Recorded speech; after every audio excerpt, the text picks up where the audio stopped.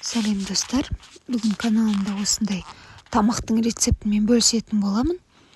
Ең бірінші бізге керегі фарш.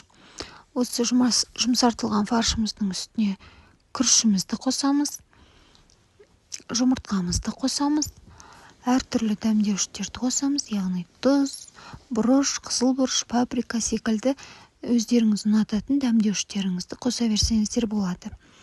Міндетті түрде құрғақ болып қалмау үшін сұйық майымызды қосамыз, немесе оливковый масло дейді ғой, оливковый майды. Соны да қолдансаңыздар болады. Мінекей барлығын қосып біткеннен кейін жақсылап қолымызбен немесе вилканың көмегімен араластырып аламыз.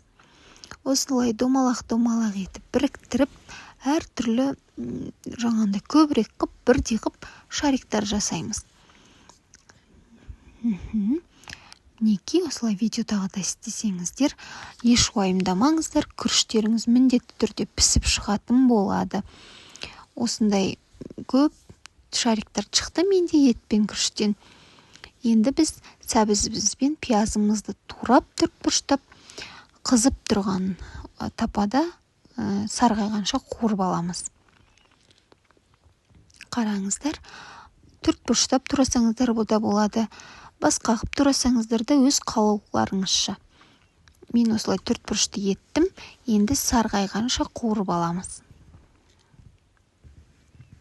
Достар, менің каналым ұнап жатса, рецепттарым ұнап жатса, міндетті түрде ұнады деген белгіні басып, каналыма жазыла кетіңіздер. Мінекей, мен қолмен түсіріп тұрғандықтан ыңғайсыз болып жатыр. Мінекей сап-сары болып, әп-әдемі болып қуырылып шықты. Енді осының үстіне томатымызды, яғни томаттан соусымызды жасап, үстіне құятын боламыз. Біздің суымыздың көлемі, жаңағы тефтелиларымыз, шариктарымыз міндетті түрде батып тұру керек. Өйткені барлығы батып тұрған кезде іші де, сырты да жақсылап пісіп шығатын болады.